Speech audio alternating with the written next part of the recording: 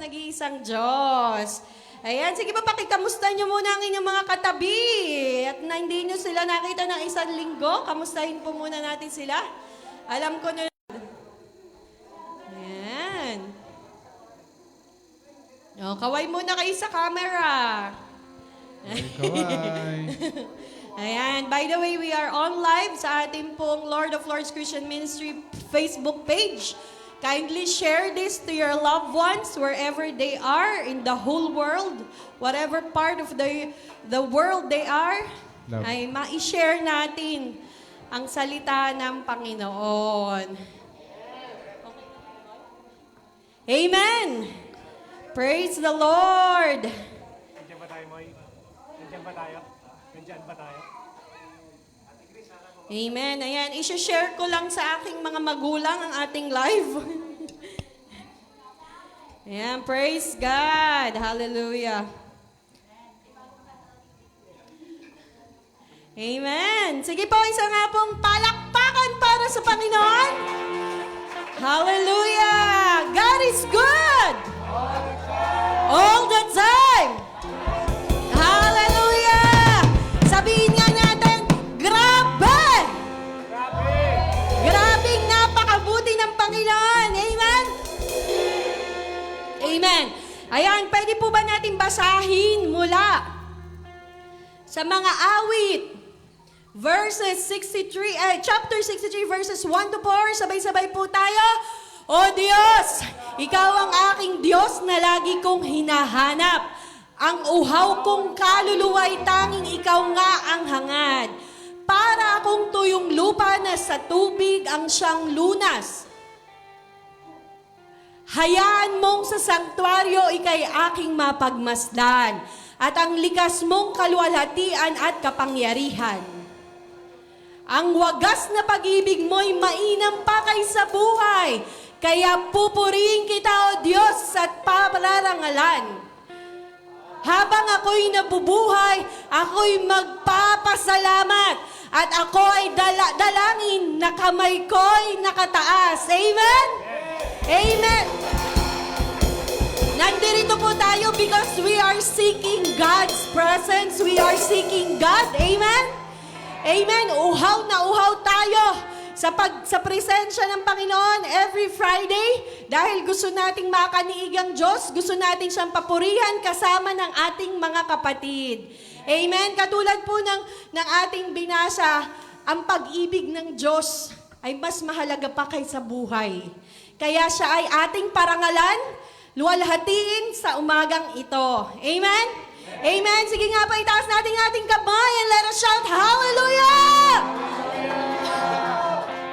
Praise you, Jesus. Hallelujah, Lord. Tayo pong manalangin. Panginoon, maraming salamat sa umagang ito. Maraming salamat, O Diyos, dahil muli kami tinipon nyo sa lugar na ito to worship kasama ang bawat isa. To hear your words, Panginoon, kasama ng aming mga kapatid. Lord, we thank you for the freedom na ibinigay niyo po sa amin to do this gathering, Panginoon, sa lugar na ito. And Lord, we surrender to you everything. Ang laman ng aming mga puso ay itinataas po namin sa inyo. Humihingi po kami ng kapatawaran sa aming mga kasalanan. Linisin niyo, O Diyos, ang aming puso at walang ibang maging laman ito, kundi kayo lang at ang inyong mga salita, ang inyong paalala at pagtuturo, ang maging laman nito, Panginoon. And Lord, we lift up everything to you, Lord. Ano mang kahinaan mayroon kami, itinataas po namin ito sa inyo, O God. And Lord, we bind, rebuke, reject the works of the enemy, Lord, to hinder any heart to hear your words, to hear your voice this morning, Lord Jesus. And we release your power, the power of healing, the power of deliverance, the power of comfort upon your people, Panginoon. Lord, ikaw lang po ang malahati, ikaw lang at madakila sa lugar na ito. Salamat, Panginoon. We claim the victory in the mighty name of Jesus with the guidance of the Holy Spirit. Amen. Palapakan po natin ang Diyos! Hallelujah! Napakasarap pong magpasalamat sa Panginoon, kaya naman tayo magpapasalamat at magpupuri sa nag-iisa ang ating Panginoong Jesus. Hallelujah! Thank you, Jesus! Sige po, let us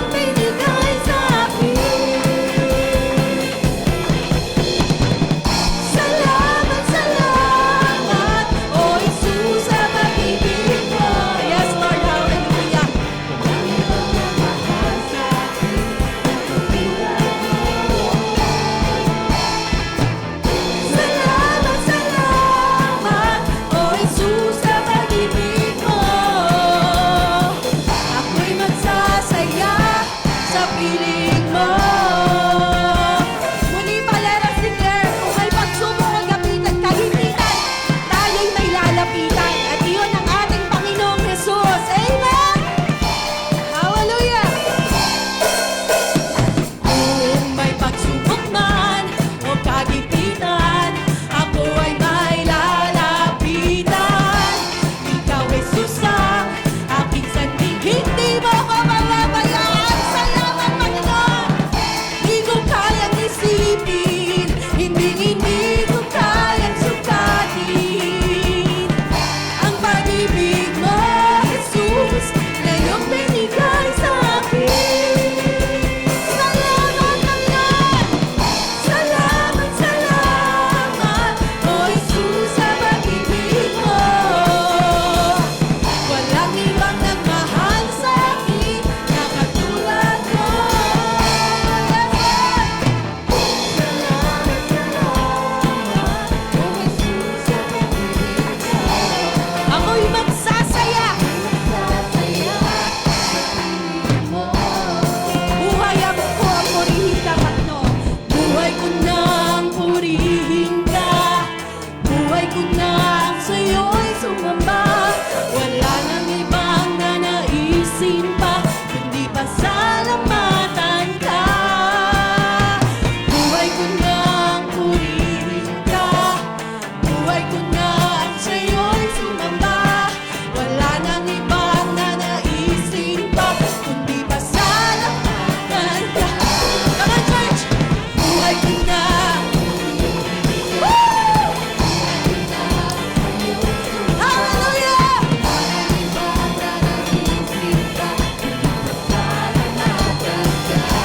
Buhay ko ang purihin ka, Panginoon! Hallelujah! Yes, Lord!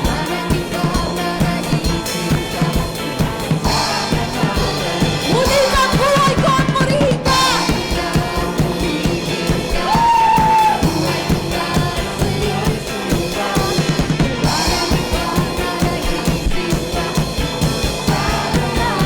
Salamat, Panginoon! Salamat, salamat, O Jesus, sa pag-ibig mo. Walang ibang nagmahal sa akin na katulad mo.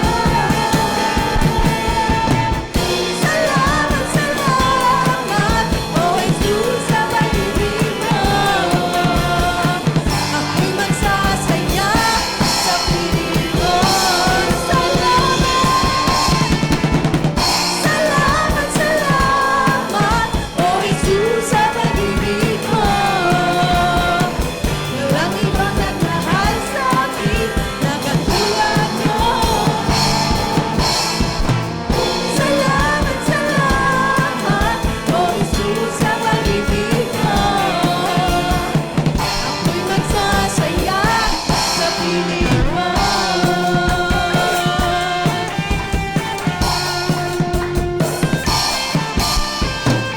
Praise the Lord. Hallelujah.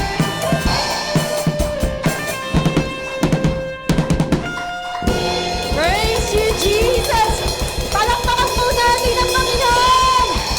Palakpakan natin ang napakabuting Diyos. And can we shout, Hallelujah! Thank you, Lord. Dahil tunay kang mabuti, tunay kang dakila sa aming mga buhay, Panginoon. At sa umagang ito, ikaw lamang ang nais naming makatagpo, Panginoon. Ikaw lamang ang nais naming maranasan. Ang biyaya at pag-ibig mo na sa amin ay sobra-sobra. Salamat, Panginoon. Ang puso namin ay dinudulog sa iyo, Diyos. Buong pusong nagpapakumbaba. Pagindapatin niyo ang bawat isa sa aming Panginoon na makanig ka sa umagang ito. Salamat, O Diyos. Salamat. Hallelujah. Mga kapatid, let us continue to embrace God's presence sa ating kalagitnaan. And let us lift up our hearts as we sing this song to the one and only God, our Lord Jesus Christ.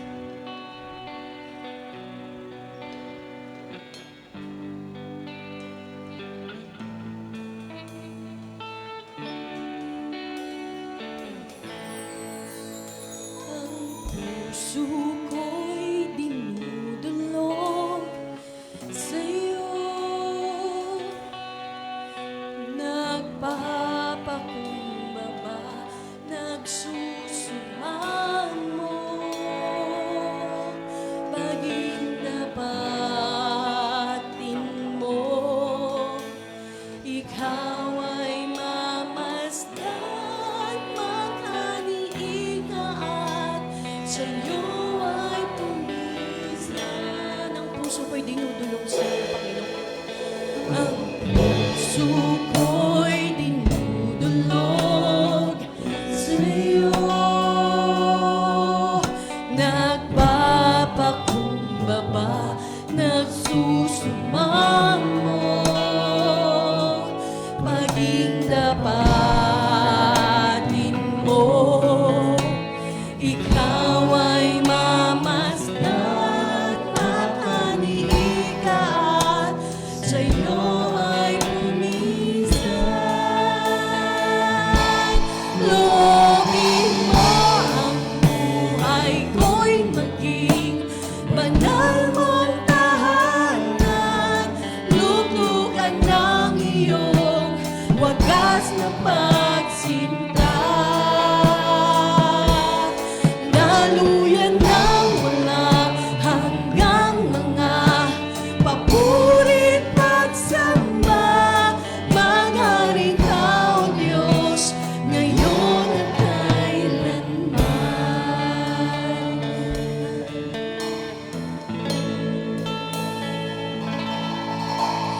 Ang puso ko'y dinudulog sa'yo,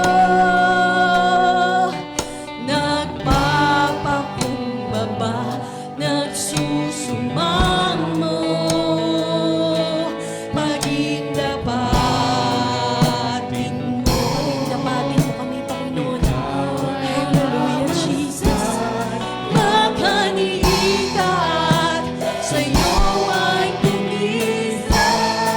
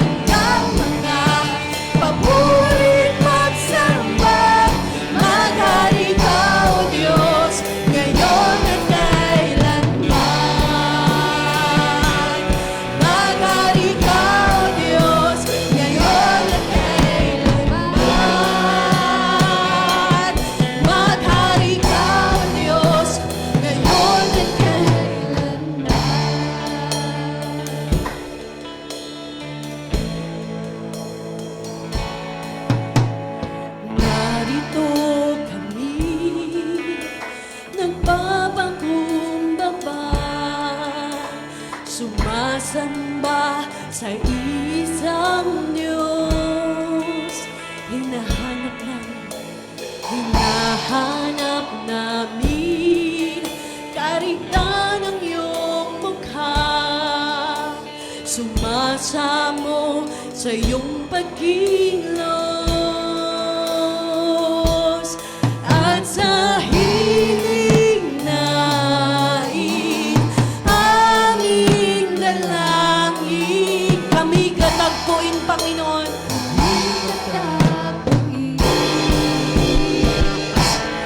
Iparanas mo sa amin ang iyong kapangyarihan. Ipamalas mo sa amin ang iyong kalwalhatian. Hanggang ang aming kaluluwa'y mapuspos ng lubusan at sa aming kalagitnaan bumaba ang kalangitan. Dakila ang iyong ngalan. Lipan narito kami, Panginoon. Narito kami, Come on, church. nagpapakumbaba, sumasamba sa iisang Diyos. Nahanap namin Hanap namin karigtan ng iyong mukha. Sumasamo sa iyong pagkilos at sa hiling nais aming dalangin. Kami katagpuin,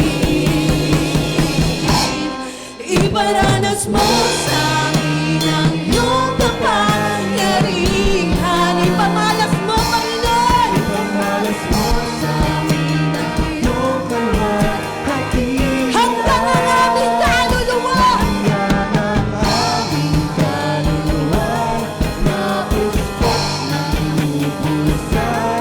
At sa aming kalagitnaan bumaba ang kalangitan. Dakila ang iyong ngalan. Dakila ang iyong ngalan. Iparanas mo sa amin ang iyong kapangyarihan. Yes, oh Jesus! Ipamalas mo sa amin ang iyong kalwalhatian. Yes, Lord! Hanggang ang aming kaluluwa'y mapuspos ng lubusan at sa aming kalagitnaan bumaba ang kalangitan. Dakila mo, Panginoon! Dakila ang iyong ngalan. Iparanas mo sa amin ang iyong kapangyarihan. Ipamalas mo sa amin ang iyong kalwalhatian. Hanggang ang aming kaluluwa'y mapuspos ng lubusan at sa aming kalagitnaan bumaba ang kalangitan. tila Ang iyong ngalan. Hanggang ang aming kaluluwa.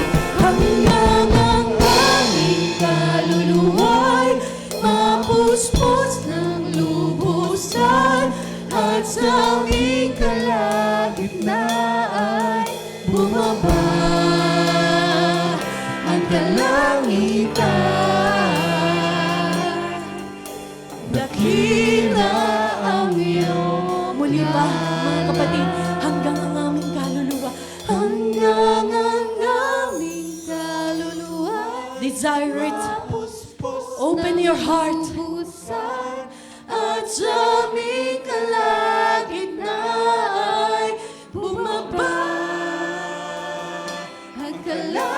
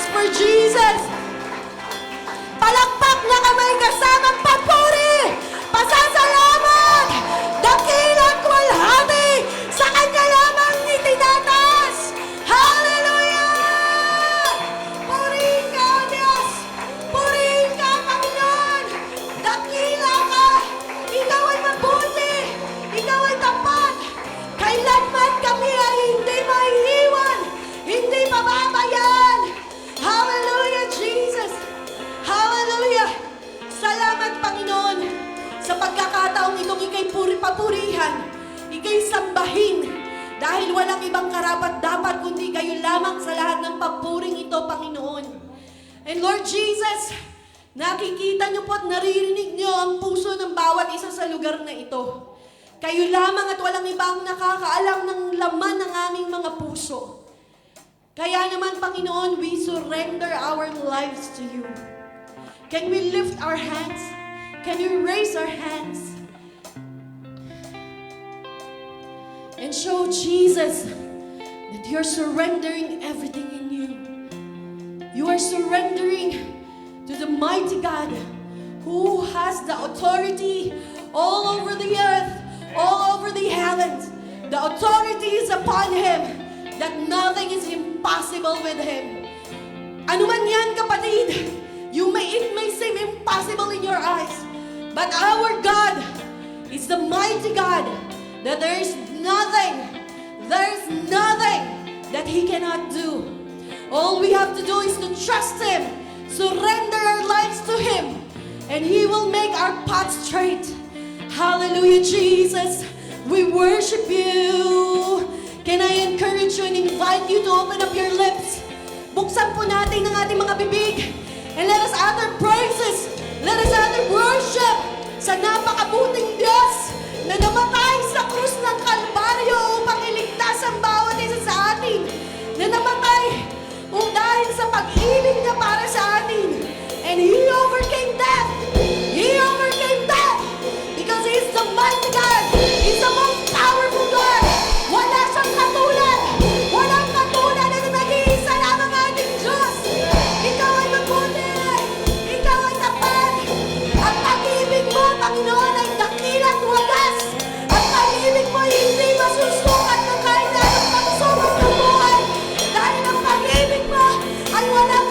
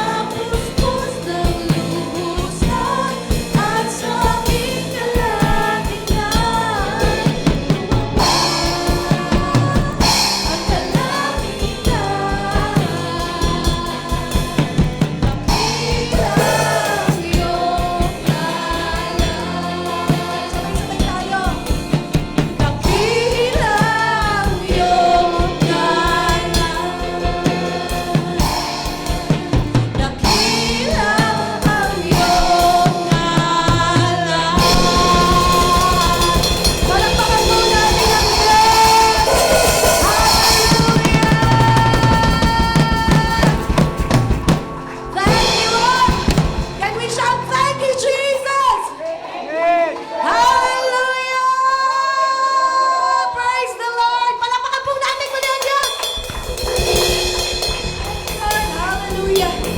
Thank you, Jesus. Hallelujah. Let us all pray, Lord. Maraming salamat. Dahil ipinaranas mo sa aming Panginoon ang wagas mong kapangyarihan. And Lord, alam namin, Panginoon, na marami ka pang inihanda para sa inyong mga anak. Patuloy, O Lord, kami po ay nagpapasakop sa inyo, Panginoon. Let your words ay patuloy na maitanim sa pinakamatabang bahagi ng aming mga puso, Panginoon. That as we walk in this life, itong mga salita niyo ang magiging kalakasan namin, Panginoon. Salamat sa dakilang pag-ibig mo, O Diyos. Walang hanggang pasasalamat. Papuri ay sa iyo lamang namin itinataas. Ito po ang aming samot dalangin sa pangalan ni Jesus at sa gabay patnubay ng banal na Espiritu. Amen! Praise the Lord! Hallelujah! Maaari na po nating ayusin ang ating mga uupuan. Kaya pala may ito lang pala nagtitira doon. Yes.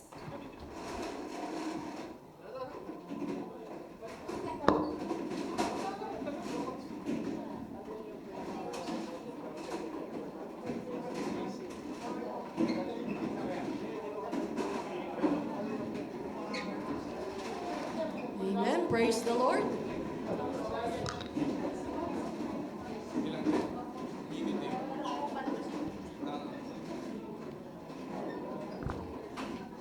Sige po, let us settle down. Sige lang.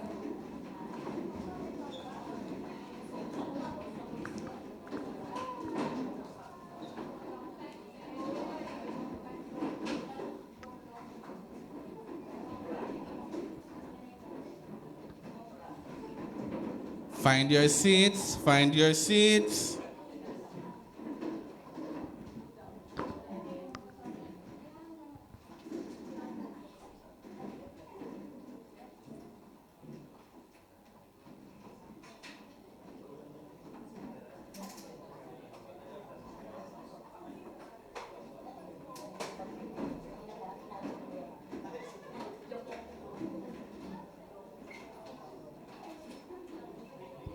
Sige lang po.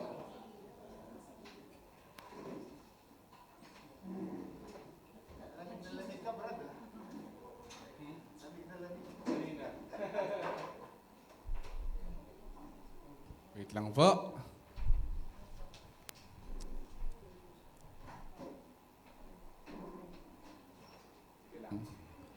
Settle down lang muna tayo habang inaantay natin ang ating iyon.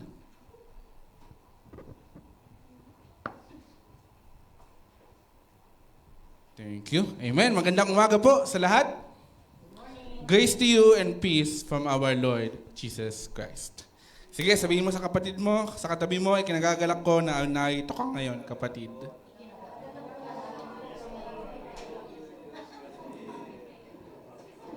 Amen. So tayo po ay nagpapatuloy sa ating series na Love Uncovered. Okay? Na kung saan we go deeper o yung tinatawag natin na mas profound meaning ng love.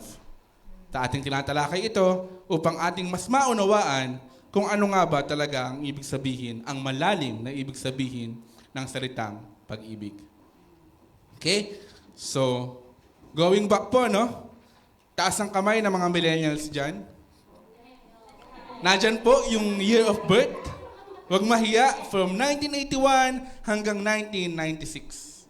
Yan. Okay? So, kung matatandaan nyo po, no, nung atin pong... parang may mga tumaas na hindi millennial, ha? Na-joke. Okay? So, kung matatandaan nyo po, no, nung atin pong school days, mostly, sa panahon po natin, nauso po yung tinatawag na slam book. Okay? So, yung slam book na yon, yung lahat ng mga classmate mo, papasulatin mo, papapilapan mo sila doon, na kung saan kahit na kayo magkahiwa-hiwalay na, mayroon kang malatawag na remembrance. Isang munting alaala mula sa iyong mga kaklase, sa iyong mga kaibigan. Ano po? At isa sa mga question doon sa slam book na yon ay yung tinatawag natin na, what is love? Okay? So kalimitan po ng mga sagot ay ayan po yung mababasa natin sa ating mga screen. May magsasabi, may maglalagay, love is blind. Love is all that matters. Kanta yun na. Okay? Love is something sweet that we cannot eat. Love can move mountains. Love moves in mysterious ways. And love is like a rosary that is full of mystery. Yan po yung mga kadalasang makikita natin na pinaglalagay ng ating mga kaklase at kaibigan. Okay?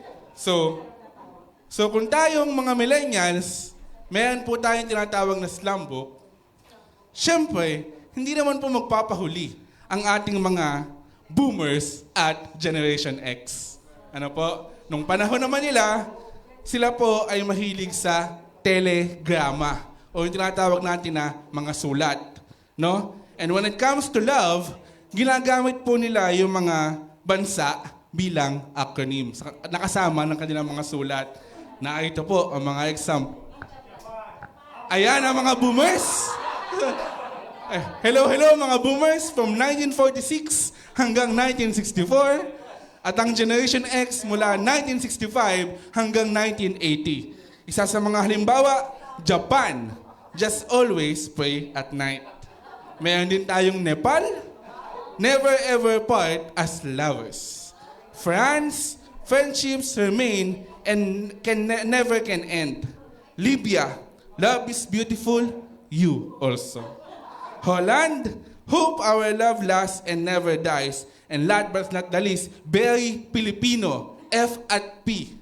Forget everyone. Remember us. Okay? So in all of this po mga kapatid, dito po marahil tayo nagkaroon ng idea sa kung ano ang pag-ibig. Kung ano ang love. No? Subalit, ang love po na ganito ay may tuturing na napakababaw lamang kumpara sa love na ating pag-uusapan sa araw na ito. Okay? Dahil ang totoong meaning ng love ay love is an unconditional commitment towards imperfect people seeking their highest good which may sometimes require sacrifice. No? Tandaan po natin yung mga kulay dilaw dyan. No? Napakahalaga po niyan. Katulad ng unconditional commitment. Unconditional. Ibig sabihin, hindi po naaayon sa sitwasyon. Hindi lang pag everything is going okay. No? Sa imperfect people. Sa mga taong mahirap mahalin. Sabi nga po ng matatanda, no, may phrase sila, ang hirap mong mahalin, ikaw yung tao na nakakainis buhayin, pero nakakaawang patayin. No? Yan po yung mga imperfect people, you and me. Okay? Highest good, kung ano makakabuti para sa kanila, ayun po ang ating dapat ginagawa. Kahit minsan, masakit po para sa atin. Ano? Minsan, kailangan din natin silang tiisin nang sa gayon, sila po ay matuto. Hindi po tayo dapat bigay lang ng bigay ng isda. Turuan din po natin sila kung paano ang mangisda. Amen? And then, require sacrifice, may bigat dapat. May diin na kung saan it should take up something from you. No? Sa ibang definition, ang mababasa po natin dyan, imbis na sometimes, ang nakalagay ay often.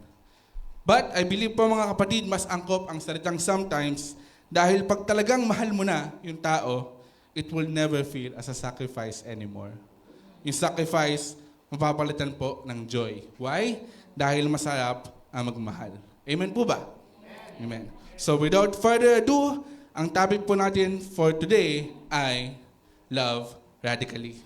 Okay? So when it comes to loving radically, may 4 po tayong pag-uusapan. Ano-ano yon? Let us read. Number 1, love God through trials.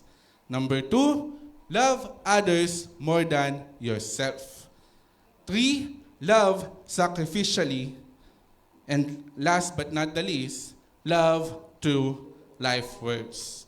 So sige po, before we start, tayo po muna ay manalangin. Samahan niyo po akong manalangin. Heavenly Father, we come before you today with humble and grateful hearts. Thank you for your love that never fails, your grace that sustains us, and your mercy that renew us each day. Lord, as we gather to hear your word, we ask that you prepare our hearts. Remove every distraction, every burden, and anything that keeps us from fully receiving your truth. Speak to us clearly, O God. Teach us what it truly means to love you even in trials, to love others more than ourselves, to love sacrificially, and to speak words that bring life. Holy Spirit, move in our midst today. Convict us, change us, and transform us. May we not leave this place the same, but renewed and ready to live out your love in our daily lives. All of this we ask in the mighty name of Jesus. Amen and amen. Amen. So sige po, let us start. Love God through trials. Let us read. Blessed is a man who perseveres under trial. For once he has been approved, he will receive the crown of life, which the Lord has promised to those who love Him. Tandaan po muli natin, ang mga nakulay dilaw dyan, napakahalaga po ng mga salitang iyan. Okay? So, loving God is easy when life is good. Tama po ba? Madaling magmahal, madaling ipakita sa Panginoon na patuloy mo siyang pinupuyit, pinapasalamatan sa mga sitwasyon na maayos ang lahat. Ligtas ka, magkakasama kayo, magkakapamilya, may pangtustos kayo araw-araw, sa buhay, walang may sakit sa inyo. At pag ganyan, napakadali po talaga ang magpuri at magpasalamat sa Panginoon. Okay? But the real test of love is this. Will you still love God when life is hard? Mamahalin mo pa rin ba ang Panginoon pagka napakahirap na ng sitwasyon na pinagdadaanan mo? No? Pag hindi na naaayon sa iyong comfort. Okay? Susunod ka pa rin ba? Will you still follow Him? No? Sabi ni James, kasi yung sa ating verse na binasa, no, he was writing to believers na nagsasuffer, na being persecuted, scattered, and struggling. Why? Because sila po ay tinutugis sa kadahilanan ng kanilang pananampalataya.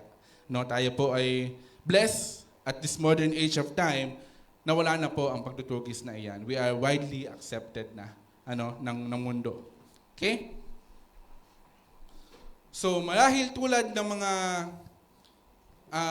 tao na yan, tayo po ay dumadaan din ngayon sa ating mga pagsubok, sa ating mga trials.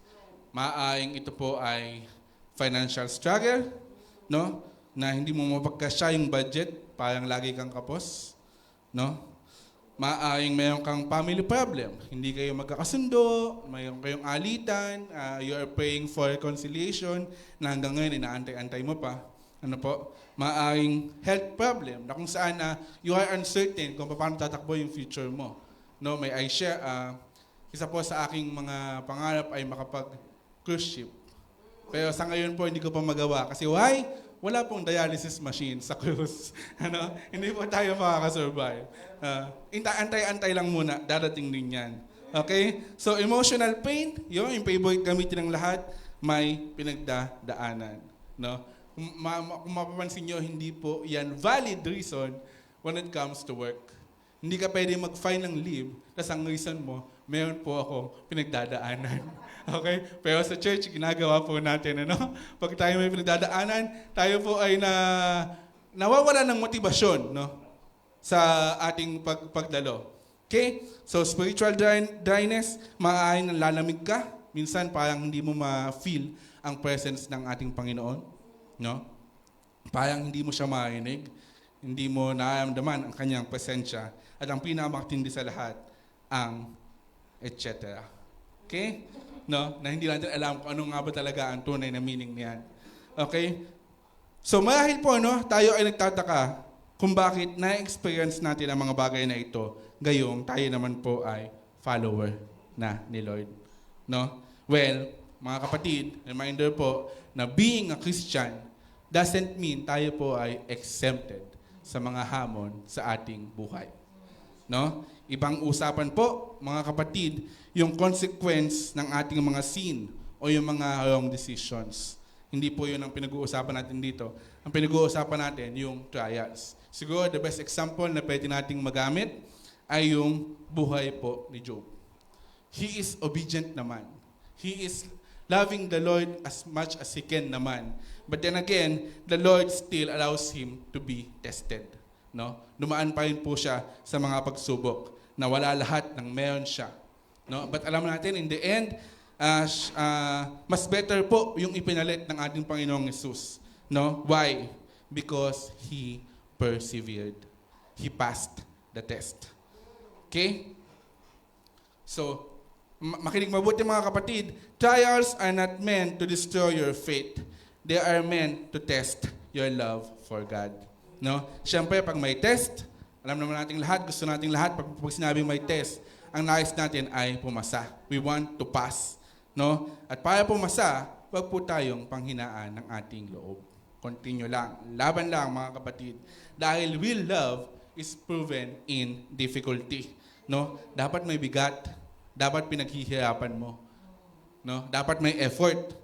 Kaya nga nung unang panahon, di ba, pagka yung, siguro nung mga panahon ng mga boomers natin, ano, or mas early generation, pagka sila po ay maakyat, pumapanik ng ligaw, nandiyan pa yung time na sila yung pag-iigib mo, yung pamilya, ano, maninilbihan ka, no? Ganun noon.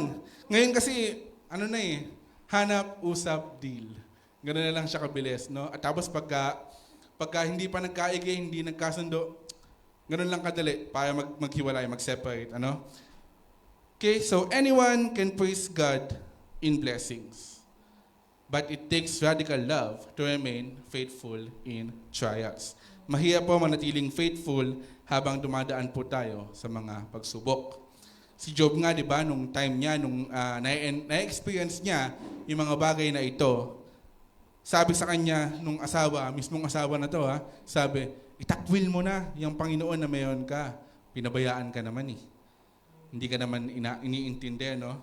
Pero hindi po nagpatinag si Job and he persevered.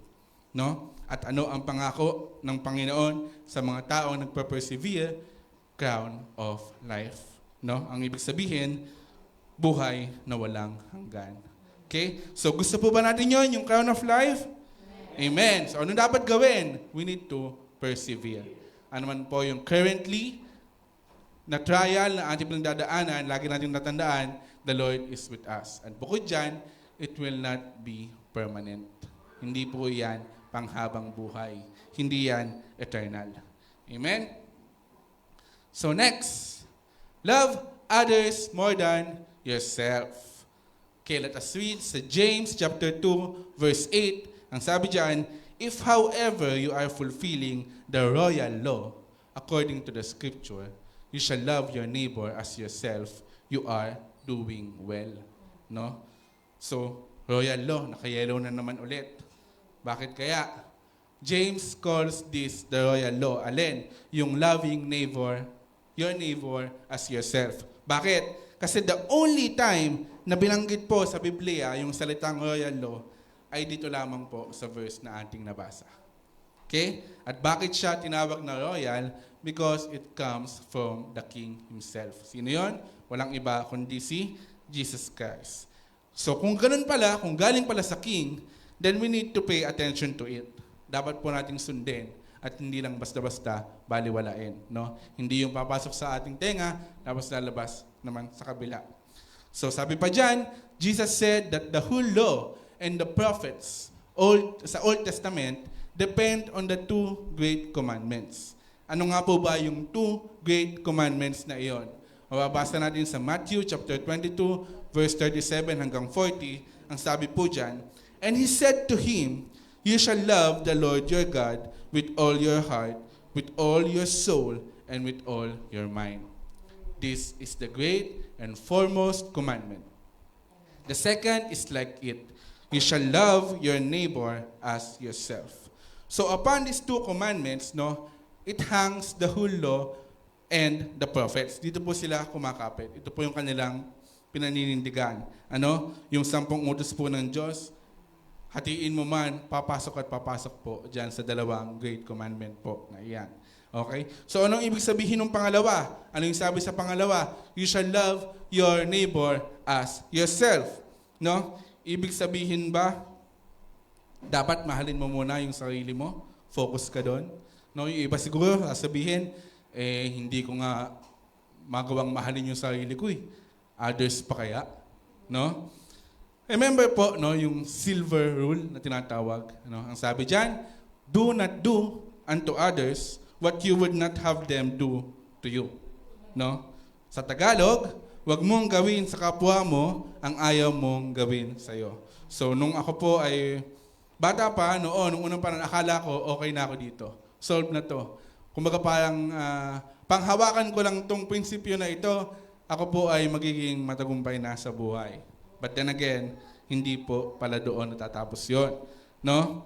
Mayroon po palang mas better, yung proactive side, which is yung tinatawag natin na golden rule. Ano yung sinasabi doon? Do unto others as you would have them do unto you. Okay? Tayong mga Christian po, tayong mga Kristiyano na magkakapatid, we should be the initiators. Hindi po ng gulo ha, hindi ng away. No? Ibig sabihin, we initiate. Tayo yung unang mag-a-act. Tayo yung unang mag-respond. Gusto nating maintindihan tayo, tayo po muna ang umintindi. Amen? Gusto nating patawain tayo ng Diyos sa ating mga kasalanan, magpatawad po muna tayo sa mga taong nagkasala sa atin. No? At higit, let go and let God. Wag mo nang planuhin kung paano ka mag-revenge. No? Ibigay mo na lang sa Panginoon. Ibigay mo na sa Kanya. Ano? At higit po sa lahat, kung gusto po nating mahalin tayo, tayo po muna ang magmahal. Tayo po muna ang magparamdam ng pag-ibig. Ano? Ito po ang target. This is the goal. Kaya may warning sa atin si Paul. No? Ano yung warning niya? Let us read. Basahin natin sa 2 Timothy verse 3, chapter 3, verse 2. For people will be lovers of self, lovers of money, boastful, arrogant, slanderers, disobedient to parents, ungrateful, unholy. Question po, mga kapatid, ano po ang na-observe natin sa paligid? Nangyayari ba ang mga nakasulat na yan? Yes. Unfortunately, yes. No? Minsan, sa pulso ng masa, no, alam ng mali, ipaglalaban pa din. Dahil kayang palusutan eh. Kayang gumawa ng excuse eh. So, ipaglalaban pa din, no? Kung mapapansin natin, harap-harapan na po yung mga panloloko, pagnanakaw, no? Yung mga karumal-dumal na gawain noon na nababalitaan lang nating nangyayari tuwing gabi, tuwing madilim. Ngayon po, even in broad daylight, nangyayari po ang mga ito. Okay?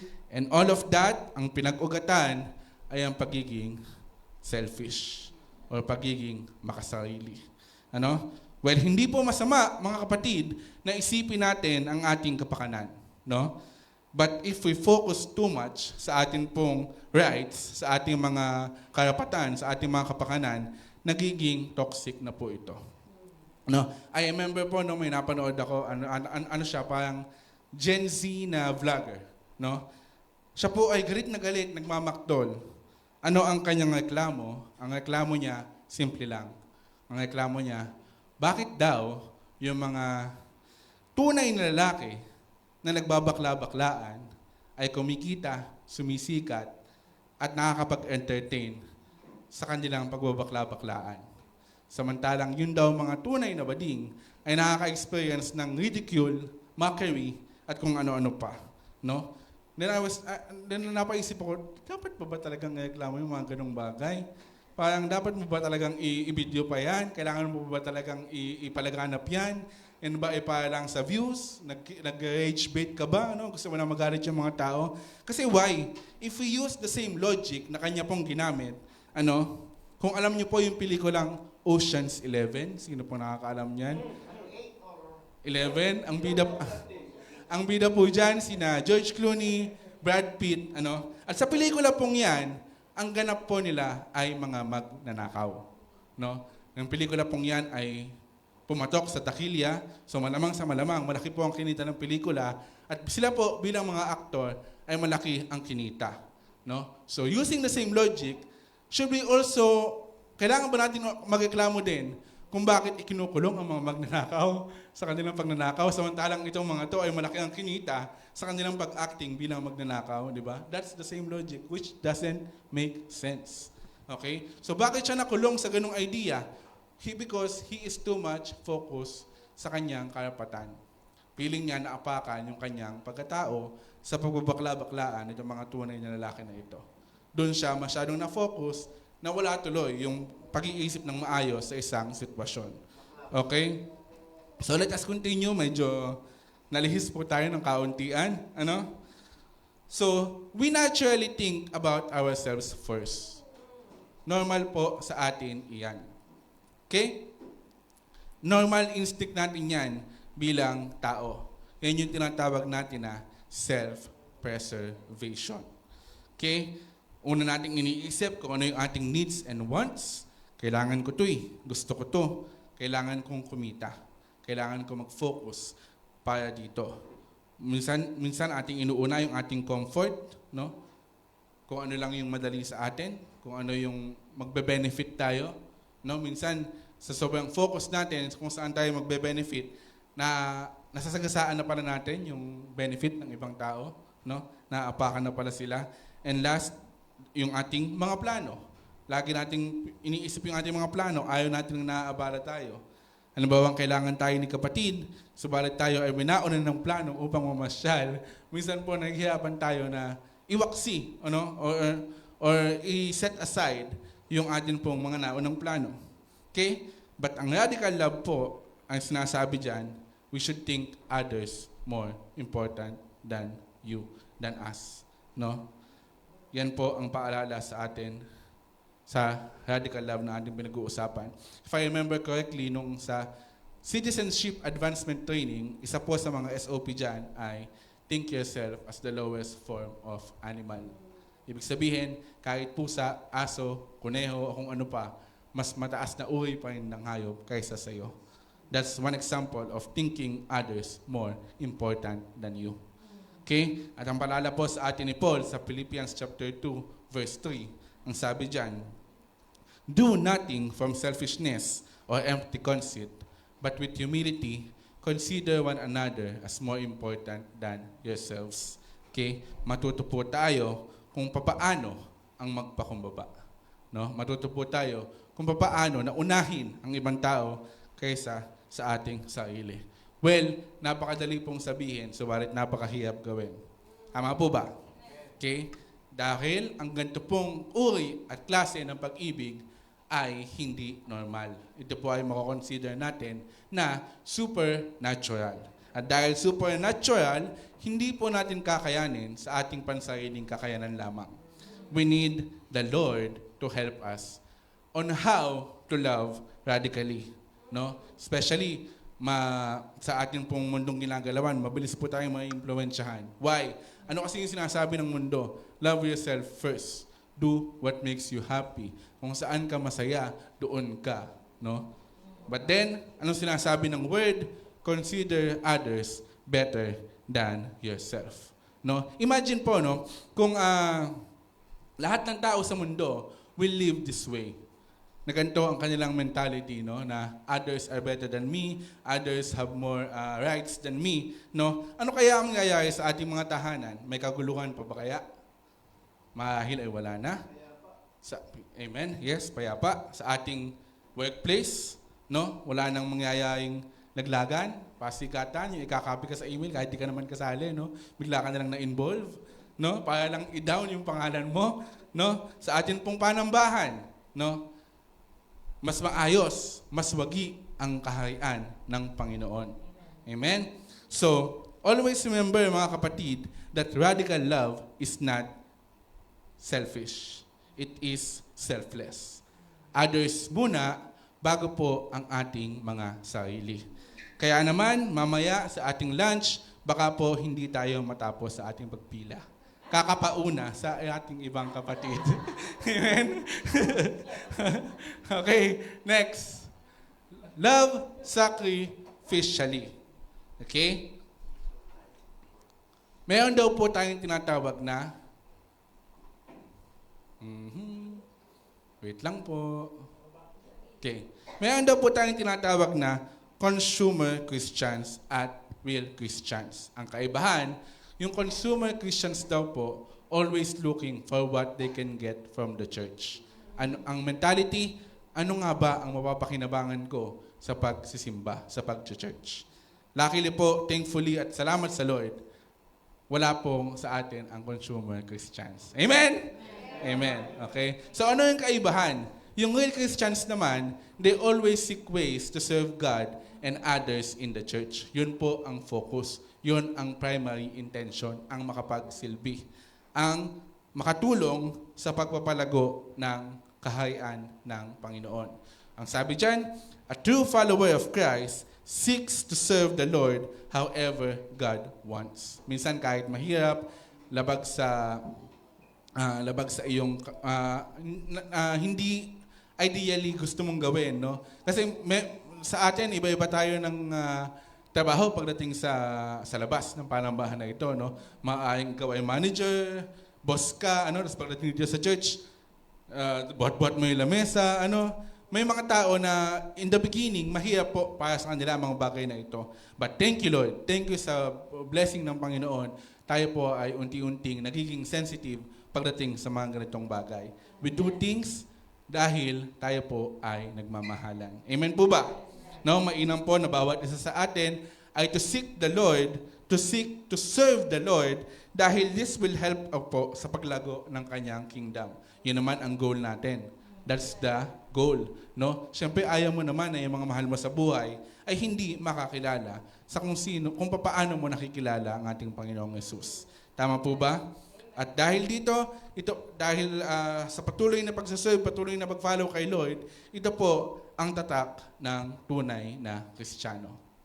Okay? Kaya naman may paalala sa atin muli, si James. Ang sabi niya, wait lang po. Okay. Ang sabi niya sa James chapter 2 verse 15 to 16, if a brother or sister is without clothing and in need of daily food, and one of you says to them, go in peace, be warm and be filled, yet you do not give them what is necessary for their body, what is the use of that? Hindi po hubot-hubad, hindi po yung sinasabi dyan sa without clothes. No? Ang sabi po dyan, ang naisip parating, next slide. Okay, if someone is in need and may only say, God bless you, but we do nothing, what kind of love is that? Kung ang ginawa lang daw po natin at na may lumapit sa atin na nangangailangan is ang sinabihan lang natin na God bless you, hindi daw po ito nangangahulugan ng love. Well, let us not be too much particular po sa sentence na ito. No? May mga panahon na nais naman ng ating puso ang makatulong. Nagkataon lamang na talagang wala tayong kakayahan at that moment. Pero as an example, bilang para lang gawing halimbawa, ay ito po ay ating ginagamit na example. No? Na-experience nyo na ba yun? Yung gusto mo naman tumulong pero wala kang magawa. So, wala kang peace, no? Naiisip mo siya gabi-gabi dahil humingi siya ng tulong sa'yo, pero hindi mo nagawang makatulong, no? I firmly believe, mga kapatid, na every encounter is from the Lord. No? May rason kung bakit po natin nakilala at nagkadagpo-dagpo ang bawat isa. Ano? At dahil dyan, real love is not just words. Dahil real love requires action. Dapat po tayo ay may ginagawa. We are not stagnant. We should be active. Sabi dyan, love that costs nothing is worth nothing. No? It should take something from us. Dapat po may nawawala sa atin. Hindi siya love na ibibigay mo lang dahil may kalabisan sa'yo. Because ibibigay mo siya kahit kakaunti or minsan wala na ang matira mula sa iyo. Okay? Kaya mahirap po na masarap talaga ang magmahal. Tama po ba? Why? Because being radical love as sacrificial, it means giving your time. No? Kasama po yung oras mo. No? Yung dapat ipinagpapahinga mo na lang. No? Pinagsisilbi mo pa sa Panginoon, pinagtutulong mo pa sa mga kapatid. No? Yung resources mo apektado, minsan pati bulsa mo apektado. No? Lahat ng mga meron ka, madadamay, at yung iyong comfort. No? Na kung saan yung nahahassle ka na, but then, diretso ka pa din. Yan po yung tunay na makakapag-identify sa kung ano ang pag-ibig. Kasama po talaga lahat yan pag tayo po ay nagmamahal. Okay? So, Ano po ang dapat natin gawin bilang na-experience na natin na mahirap pala talaga ang magmahal? As bilang tao, as bilang kapatid, ano nga po ba ang dapat natin gawin? We should seek to improve ourselves. Na kung saan, magiging madali sa ating mga kapatid ang tayo po ay mahalin. Dapat po pinag-iinam natin na tayo po ay maging kamahal-mahal. Ano po, dahil alam naman pala natin na mahirap na no? So let us help each other. No? Unti-unti nating alisin yung mga hindi magandang ugali na mayroon po tayo, unti-unti nating i-improve, no? Mali po yung mindset na yung kaisipan na ito ang ugali ko eh. Ito ako eh. This is me. No? Take it or leave it. No. Dahil po tayo ay nagsasamahan, nagpapalakasan at nagkakaisa, we should know how to compromise with each other. Sa ikabubuti po ng mas nakarami. Ano po? Go. So sometimes we hesitate because we feel we don't have enough. Minsan po, ito yung pumipigil sa atin upang makapagbigay. Why? Kasi natatakot ka na mawalan. Natatakot ka na may mawala sa iyo. Kaya natatakot ka na magbigay kasi feeling mo wala nang dadating after that. No? Hindi po ganun. Hindi po ayon ang katotohanan.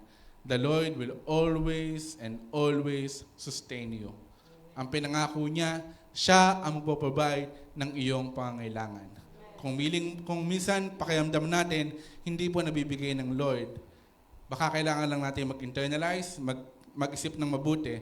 Baka yung atin pong hinihiling kasi is not necessarily what we need. Baka ito po ay papasok na sa ating wants. Okay? So sabi dyan, no one is too poor to give and no one is too rich to receive. Kahit na iniisip po natin na tayo ay kapos na kapos, tayo ay walang-wala, no? Hanggat tayo po ay nabubuhay, ibig sabihin, kaya tayo patuloy na nabubuhay, ay patuloy po tayong sinusustain ng ating Panginoon. And then, just because He sustained us, meron at meron po tayong pwedeng may offer. Not necessarily always pera, pero kung ano man yan, meron at meron kang kayang ibigay. Amen po ba? Okay? At yung mga taong iniisip naman natin na mayaman, no? May mga bagay pa rin po silang nais matanggap. Kaya wag po natin silang alisan ng karapatan na maka-receive. Minsan kasi ang thinking natin, ay mayaman naman na to si kapatid. Okay na yan, wag nang regaluhan yan. Remember na ang purpose po ng regalo is not what it cost. It's the thought itself. No? Kahit ang regalo mo lang ay munting base o kung ano man yan, the point na naisip mo yung tao, malaking bagay po iyon. No? The point na naalala mo siyang bigyan, kahit na hindi ka naman kayamanan, ay napakalaking bagay po iyon at nakakataba po ng puso. Amen? So, last na. Last na tayo. Ang laki ng mga ngiti nila, sinabing last na. Okay? So, sabi dyan, love to life words. Okay? Sige po, let us read. James chapter 3 verse 8 to 10, ang sabi po dyan, but no one among mankind can tame the tongue. It is restless, evil, full of deadly poison. With it we bless our Lord and Father, and with it we curse people, who have been made in the likeness of God. From the same mouth come both blessing and cursing. My brothers and sisters, these things should not be this way. Okay? Ano po yung sabi sa ating binasa? Tongue daw po is powerful. Why? Because it can bless God and curse people at the same time. No? Ganyan po ka-powerful ang ating bibig, ang ating tongue. No? Yung bibig na ginagamit natin sa kung paano natin purihin, sambahin, awitan ang ating Panginoon, ay siya yung bibig na ating nagagamit sawing tayo po ay magsasalita ng masama sa ating kapwa. No? Kaya dapat mahalagaan ang bawat lumalabas sa ating mga bibig ay ating pong dapat na pag-ingatan. Because yung mga lumalabas sa ating bibig can either heal, no? 'Di ba? Pagka pinagpapay natin ang ating mga kapatid, pag sila po ay may karamdaman, no? Yan po ang ating ginagawa. It can also destroy. Why? Kasi pag masakit yung ating sinabi, ito po ay tumatatak sa kanila. And it can also give life o yung tinatawag natin na blessing. Mabe-bless po sila sa kung ano yung lumalabas, namumutawi sa ating mga labi. Ano po? Dahil nga ano ang sabi sa Proverbs 18:21, sabi diyan, death and life are in the power of the tongue, and those who love it will eat its fruit. No? So mamimili ka lang, kapatid, sa dalawa. Ano ba ang gusto mo? Life or death? Siyempre, nun tayo sa life, di ba? Mas mainam na ang lumalabas sa ating mga bibig, ang lumalabas, ang salita na ating binibigkas, ay nakapagbibigay ng buhay. Ano po? Why? Because some people carry deep wounds, not from physical pain, but from words spoken over them. Dito na papasok yung ating mga tinatawag na childhood trauma. Kaya napakahalaga ng buhay bilang isang bata. Ano po? Ano nga ba yung mga nainig ng bata? Bakit umabot sa ganun? Maaaring nasabihan siya ng mahina o kung hindi na-encourage, ano po? Hindi siya na-uplift sa kanilang tahanan. Kaya paglaki niya, mababa yung self-esteem, takot, may stage fright, o kung ano-ano pa, no? Well, yun po yung kabilang end. Sa kabilang end naman, hindi din po kagandahan yung sobra-sobra naman na hindi naman makatotohanan na, ano po. So, so let's always find yung balance. Ano po? So, what kind of words do we speak? So, kung magbabalik tanaw tayo sa kung paano tayo magsalita, ano nga ba yung madalas lumalabas sa ating mga labi? Ano yung lumalabas sa ating mga bibig pag tayo po ay nasa tahanan? Kung ano man po yan, kayo po ang nakakaalam. No? Deal it with the Lord, with your own self po. Ano? Sa ating mga trabaho, tayo po ba ay magagalitin? Excuse me. Tayo po ba ay hindi nakakapag-encourage, hindi nakakapag-motivate ng ating mga katrabaho? Ano na kung saan pag tayo ay dumarating, imbes na sila ay ma-inspire, sila po ay nagnanais ng makauwi. Ano? Sa ating panambahan, okay, minsan kahit na sobrang tama yung atin pong sinasabi, kung hindi po ito nabanggit in a nice way, imbes na makabless, ito po ay nakakasakit. Ano? Kaya patuloy nating pag-ingatan, patuloy nating pag-isipang mabuti bago tayo magsalita. Dahil talagang napakatalas at napaka-powerful po ng ating mga dila. Ano? May mga tao na talaga namang sobrang sensitive. Nung last 2 years mo pa nasabi yung bagay na yon, hanggang ngayon, tanda pa din nila. No? Hanggang ngayon, nakaratak pa yun sa kanila. Kaya nahihirapan tuloy kayong mag-reconcile. No? So, dala nila yon hanggang sa pagtanda, siguro hanggang sa katapusan ng kanilang buhay dito sa mundo, no? Wag naman po, sana. Okay? Dahil radical love, ang ating tinatalakay ngayon, it should speak encouragement instead of criticism. Mas piliin nating mag-encourage ng ating kapwa. Marahil nahihirapan ka na hindi mo alam kung paano siya i-encourage dahil wala ka namang makitang nakaka-encourage. Meron at meron po yan, kapatid. Mag-focus ka lamang. No? Let us focus on grace instead of judgment. Bago natin husgahan ang ating mga kapatid, matuto po muna tayo na intindihin sila. No? Let us try to put ourselves in their shoe. No? And then we speak life instead of death. Remember, mga kapatid, that God healed and lifted us up through His Word. No? Sa pamamagitan po ng kanyang salita. Now, we are also called as Christians to help heal others. No? Mas mainam po na gamitin natin ang ating mga dila to lift others up. No? Kaya kung wala po tayong magandang sasabihin, mas mainam po na ating pong itikom ang ating mga bibig. No? Iwasan po natin magsalita kapag tayo po ay galit dahil oftentimes than not, hindi po magaganda ang lalabas sa ating mga bibig. At kung minsan pa, hindi mo naman talaga minimini yung lumalabas sa bibig mo. But then dahil galit ka, yun ang lumabas. Ang naging problema, dahil yun ang lumabas, yun tuloy yung tumatanim doon sa taong kausap mo. Kaya pagka nagagalit, huminga muna ng malalim na madaming beses bago isiping magsalita. Amen po ba? Amen. So let us allow ourselves to experience God's radical love for us that we may be able to share that same love to others. No? Hayaan, let us be sensitive. Namin nating mabuti. Isipin nating mabuti kung paano pinapakita ng Diyos sa atin yung kanyang radical love. Nang sa gayon, kaya din po natin itong pabahagi sa iba. Mahirap po magsabi na magmahal kung ang mentality mo ay hindi ka pa naka-experience mahalin. No? But then again, ano ang sabi ng salita ng Diyos? Jesus loves you. No? So kung iniisip mo wala nagmamahal sa'yo, huwag ka mag-alala, mayroon ka pang Jesus. Amen? So the world is not in need of perfect Christians. It is in need of loving Christians. No, ano nga po ang sabi sa awitin? What the world needs now is love, sweet love. It's the only thing that there's just too little of. Yun daw po ang kulang sa panahon ngayon sa mundo. Kaya mayroong kaguluhan. Kaya mayroong pagtatalo-talo.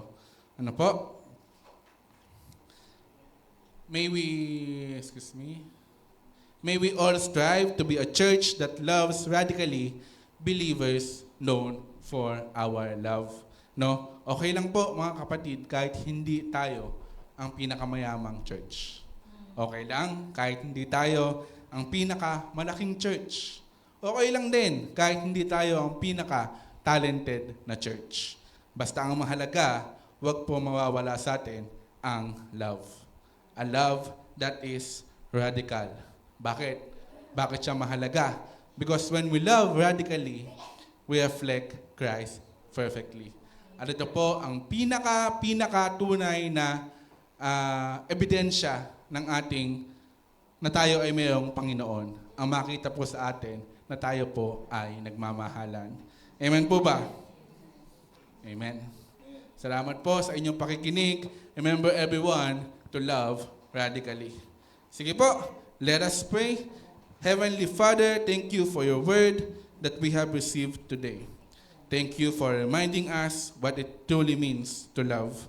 Lord, we confess that at times we fail to love you fully and to love others selflessly.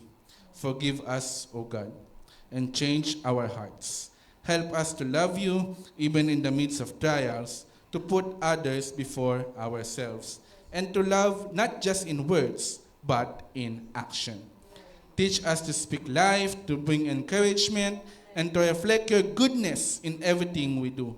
May your love overflow in our lives so that others will see you through us. As we leave this place, go with us, guide us, and use us to be a blessing to others. All glory belongs to you, Lord. In Jesus' name we pray. Amen.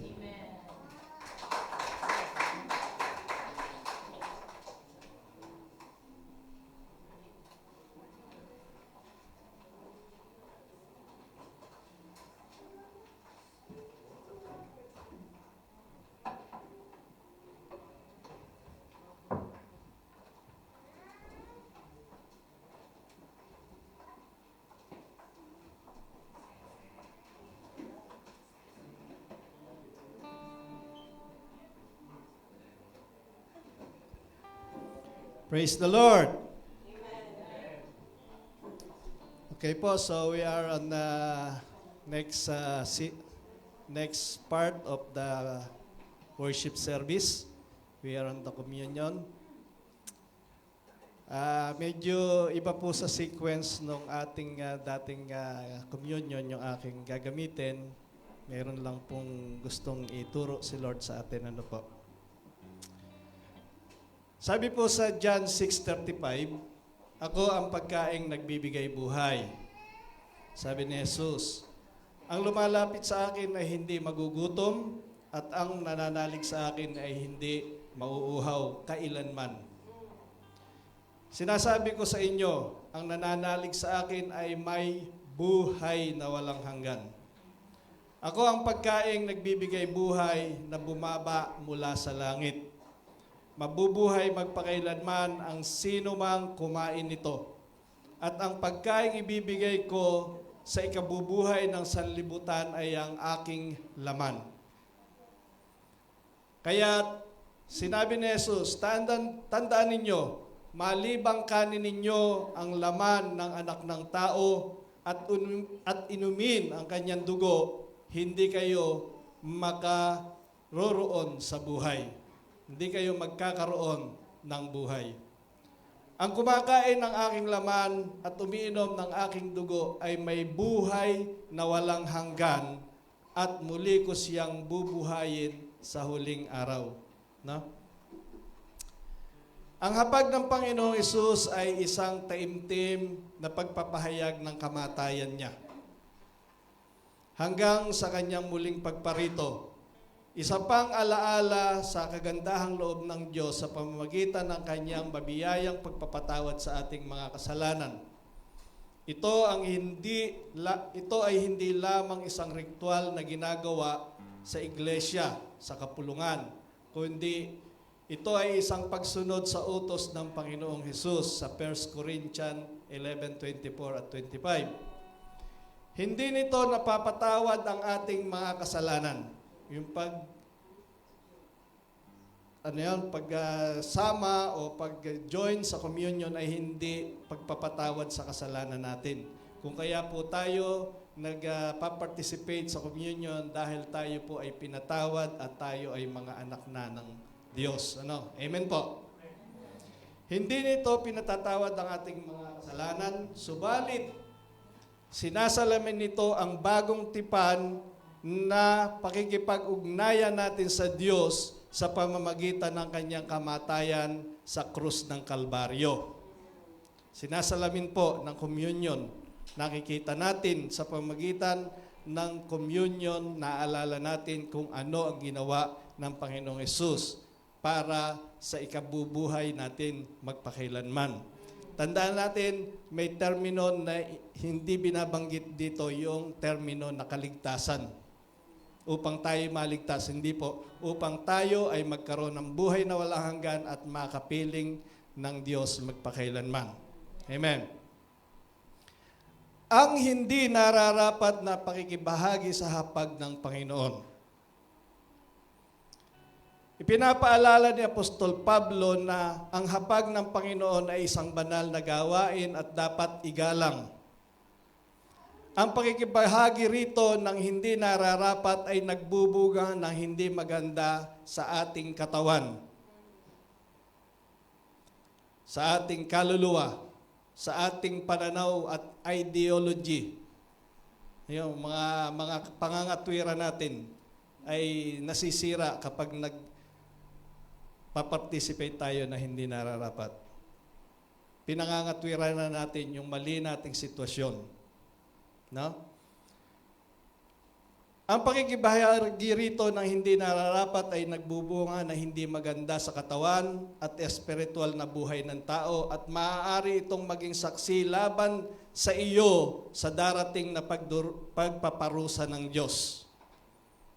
Ang hindi nararapat na pagtanggap at pag-inom sa elemento ay isang kasalanan sa katawan at sa dugo ng ating Panginoong Hesus. Dahil dito, kinakailangang saliksikin nating mabuti ang ating sarili upang ating matiyak ng buong kamalayan na tayo'y karapat-dapat na sumalo sa banal na hapunan ng ating Panginoon. Ang mga tiyak na sila ay may buhay na walang hanggan, ngunit nagkakasala. Manalangin na siya ay bigyan ng kalakasan upang labanan ang kasalanan tungo sa pagbabagong buhay at saka kumuha ng mga elemento. Ito po ay sa mga mananampalataya. Kung tayo po ay nakagagawa ng mali, inuulit ko, tayo po ay pinatawad na ng Panginoon nung tanggapin natin siya bilang Panginoon at tagapagligtas. Kasalanang nakaraan, kasalanan sa kasalukuyan at sa maaari pa nating maging mga kasalanan. Ngayon, ano po ang ating dapat na ipanalangin? Ang panalangin natin, Panginoon, tulungan mo po ako na maging malakas upang lumaban sa mga sukso at hindi na muling magkasala. Hindi yung patawarin mo po ako, Panginoon, dahil ako'y nagkasala. Tayo po ay pinatawad na sa kasalanan sa nakaraan, sa kasalukuyan at sa darating. Ang ating idadalangin, Panginoon, maawa ka sa akin, tulungan mo akong maging matagumpay laban sa mga tukso. Magpatuloy sa pananampalataya. No? Kung ikaw ay may katanungan sa katiyakan ng iyong buhay na walang hanggan, sa piling ng Diyos, alalahanin ang pag-ibig ng Diyos sa iyo. Sabi sa 1 John 4:10, ito ang pag-ibig. Hindi sa iniibig natin ang Diyos, kundi tayo ay inibig niya at isinugo niya ang kanyang anak upang maging handog para mapatawad ang ating mga kasalanan. Isinugo ang Panginoong Hesus upang maging handog para sa kapatawaran ng ating mga kasalanan. Dahil si John ang sumulat nito, this verse is on the same character of John 3:16. But here it is much clear that said that the Son of God has come for the forgiveness of our sin. He has taken our sins as the sacrificial lamb of God. Sa mga nalilito po, at hindi kinikilala na ang Panginoong Hesus ay anak ng Diyos na nagkatawang tao.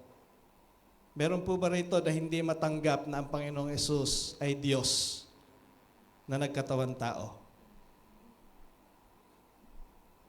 Kasi po, naniniwala tayo na ang Panginoong Hesus sa pasimula ay naroon na. Kasama siya ng Diyos at siya ay Diyos. Nagkatawang tao siya at nakita ng mga apostol ang kanyang kaluwalhatiang taglay niya mula sa Diyos. Amen po. Kung hindi po kayo sumasampalataya o hindi kayo naniniwala na ang Panginoong Hesus ay Diyos na nagkatawang tao, hindi kayo po pwedeng sumalo sa banal na hapunan. Magiging hatol po ito sa inyo pagdating ng panahon. Hindi po dahil ayaw namin, kung hindi para po sa ikabubuti ng inyong espiritual na buhay. At nawa ang Diyos ang siyang magpaunawa sa inyo sa mga bagay na ito, sa katotohanan ito. So tayo po ay manalangin sumandali.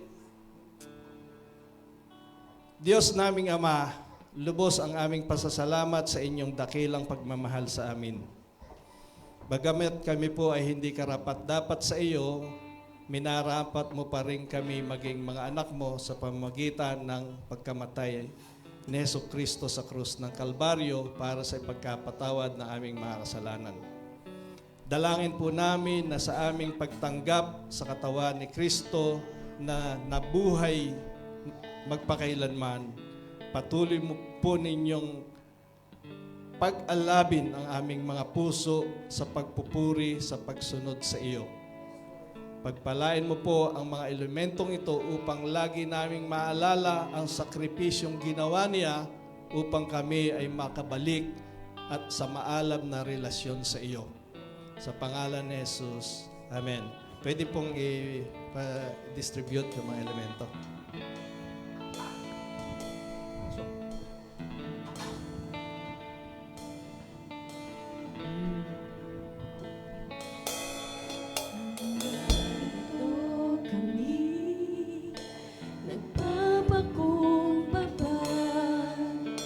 Sumasamba sa isang Diyos, hinahanap namin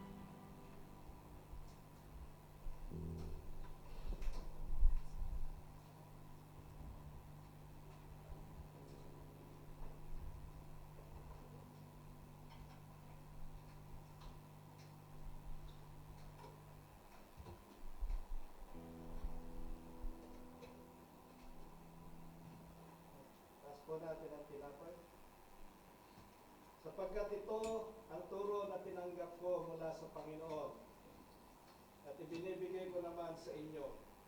Noong gabing siya ay pinagkanulo, ang Panginoong Hesus ay dumampot ng tinapay, nagpasalamat sa iyo sa Diyos at pinagpira-pira sa iyo.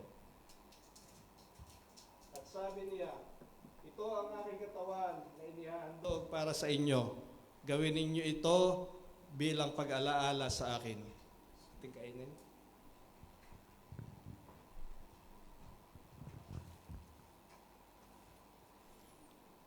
Panginoon Hesus, Diyos namin, kami ay nagpapasalamat din sa iyong kaloob na buhay. Ang dugo ni Jesus na nagbubo sa krus ng Kalbaryo, ang siyang naghugas sa aming mga kasalanan, upang kami maituring mong mga anak. Inihandog po namin sa iyo ang aming pagsamba at pasasalamat bilang isang haing buhay para sa ikalulahati ng iyong pangalan. Habang patuloy naming ipinapahayag ang iyong kaharian at iyong muling pagbabalik. Ito po ang aming dalangin sa pangalan ni Jesus. Amen. Taas po natin ang kopa. Matapos ang hapunan, dinampot niya ang kopa at sinabi, ang kopang ito ang bagong tipan na ipinagtibay ng aking dugo. Tuwing iinumin ninyo ito, gawin ninyo ito bilang pag-alaala sa akin. Sapagkat tuwing kakanin ninyo ang tinapay na ito at iniinom ang kopang ito, ipinaghahayag ninyo ang kamatayan ng Panginoong Hesus hanggang sa muling pagparito niya. Tanggapin po natin ang dugo ng Panginoong Hesus.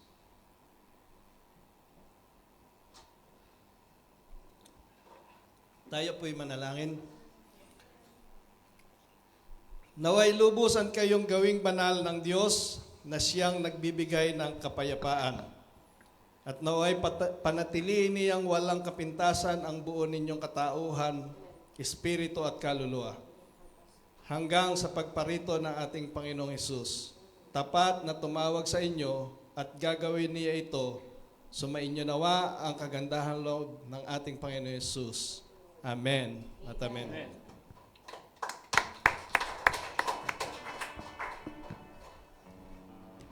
Maaari na po tayong magsiupo.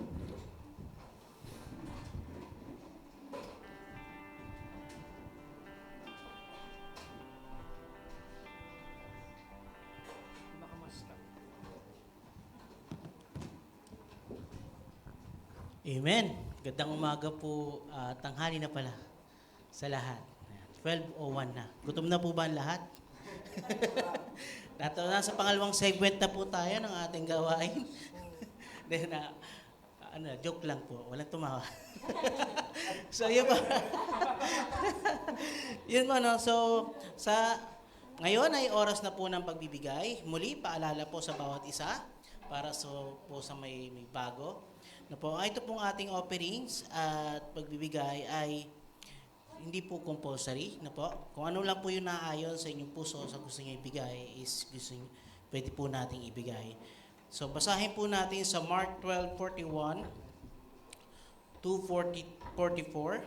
Sabi po dito, Jesus sat down opposite the place where the offering were put and watched the crowd putting their money into the temple treasury.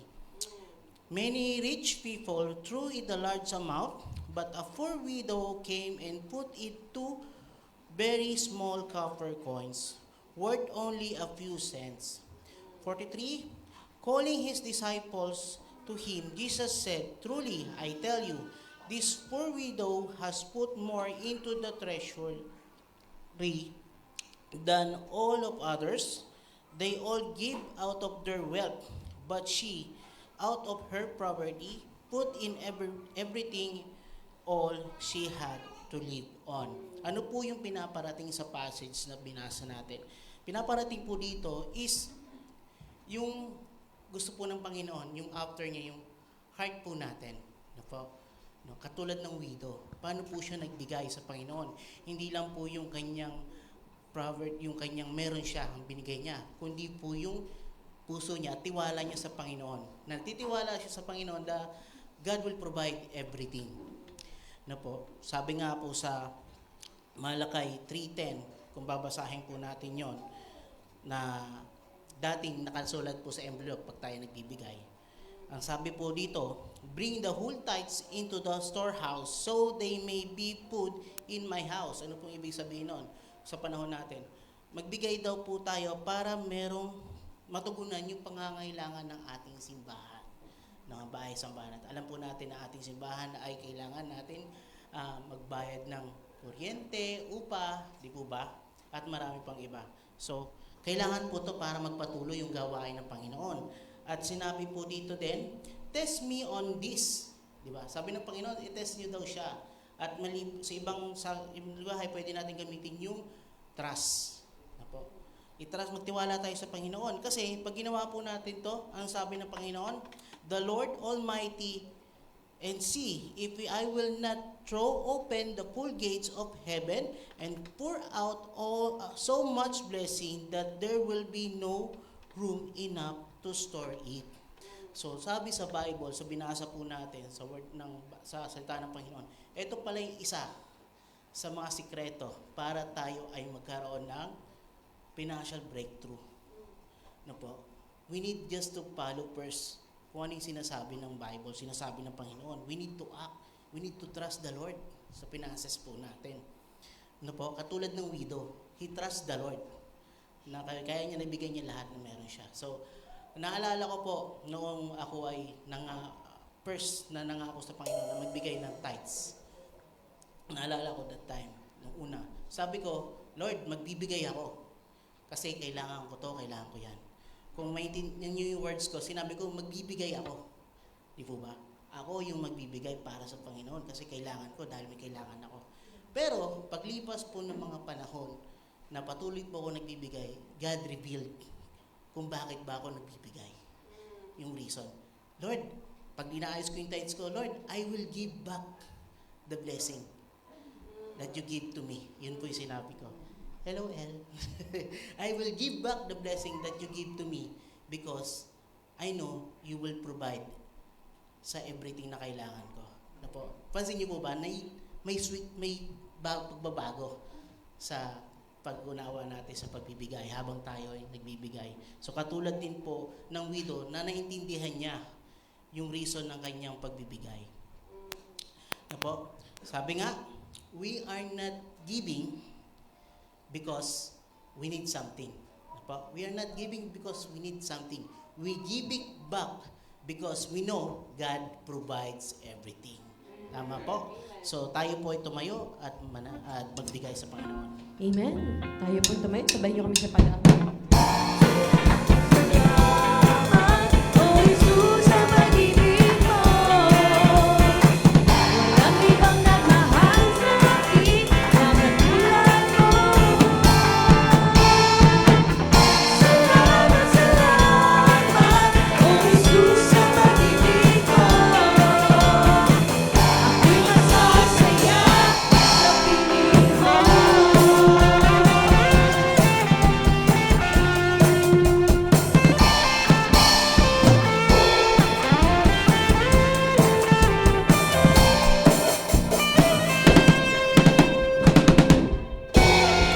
Amen.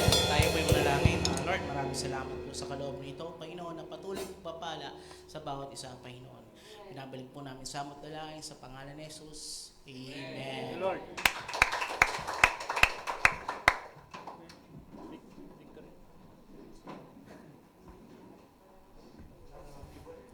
Ayan, muli po magandang tanghali sa bawat isa. Tayo po ay dadako na sa ating testimony portion.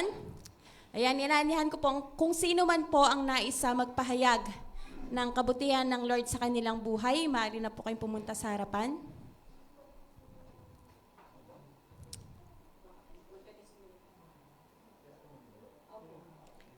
Ayan. Sige po, kung wala na, dako na tayo sa ating announcement. Naka-flash po sa inyo mga screen na ating weekly schedule. Every Saturday, meron po tayo sa inyo sa Lata. Yan po ay face-to-face. Every Wednesday, meron tayo sa... Ayun. Sunday muna, Sunday. Ayan. And then Sunday, meron tayo sa Nachma. Every Wednesday, meron tayo sa Mater Kadim. Lahat po yan ay face-to-face. Kung kayo po ay baka nasa trabaho or talaga pong malayo ang inyong lugar, meron pa rin po tayong online. Every Monday po yan, kila Kuya Rian. At syempre po, inaanyan namin kayo. Every Tuesday, meron tayong intercessory prayer meeting. So kung saan po yan po ay pinapanalangin, ang bawat panalangin, and syempre yung worldwide, panglahatan po natin panalangin. At syempre every Friday, welcome po ang bawat isa.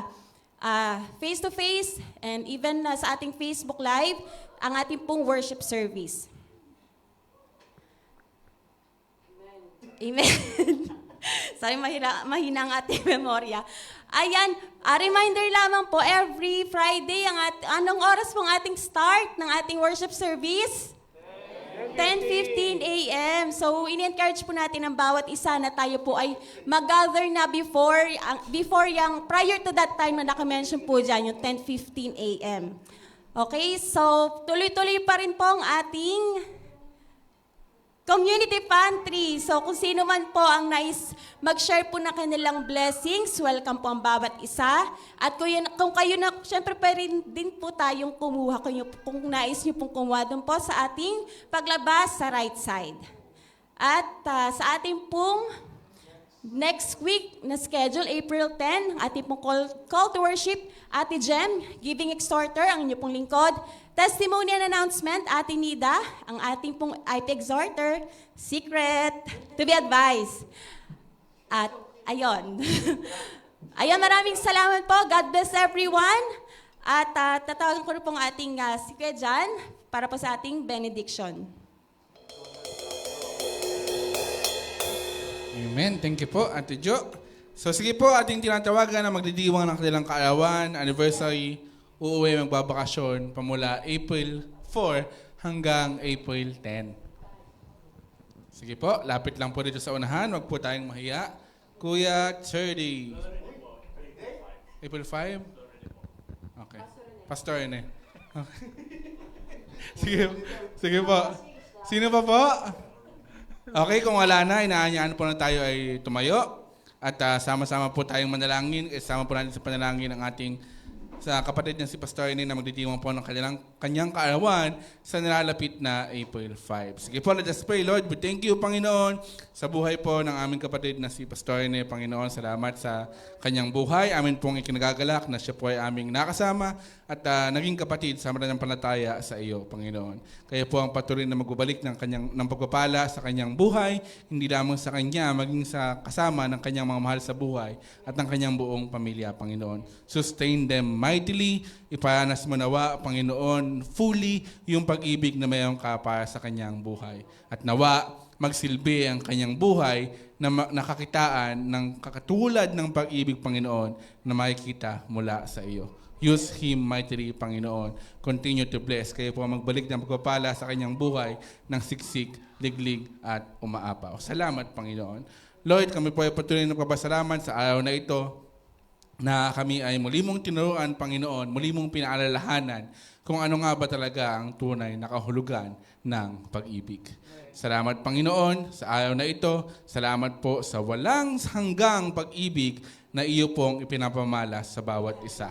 Gamitin mo nawa ang bawat isa sa amin na iyong vessel upang daanan ng iyong pagpapala nang sa gayon, hindi lamang kami, bagkus marami pang ibang tao ang makaranas ng pag-ibig mula sa iyo. Salamat, Panginoon. Kaya naman, Church, may the Lord bless you and keep you. May the Lord make His face shine upon you and be gracious to you. May the Lord turn His face towards you and give you peace. In His everlasting love, goodness, mercy, and grace shall follow you all the days of your lives. This is all we pray in the name of the Father, and of the Son, and of the Holy Spirit. Amen and amen.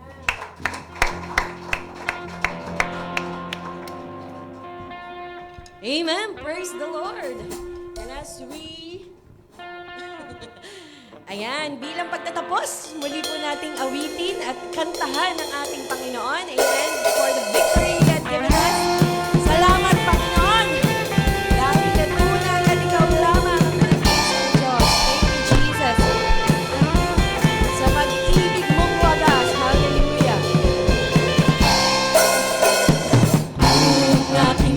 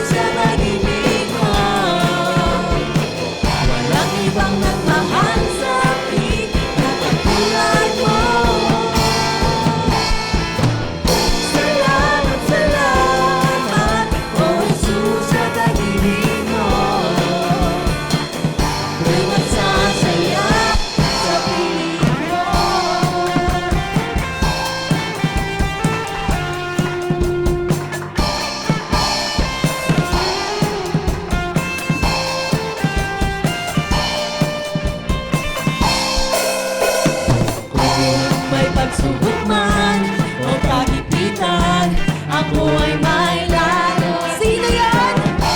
Ikaw, Jesus, ang aking sandigan. Hindi mo ko bababayaan. Di ko kayang isipin, hindi ko kayang sukatin ang pag-ibig mo, Jesus, na iyong binigay sa akin. Salamat, salamat, oh Jesus, sa pag-ibig mo. Walang ibang nagmahal sa akin na katulad mo. Salamat, salamat, oh Jesus, sa pag-ibig mo. Ako'y nagsasaya sa piling mo.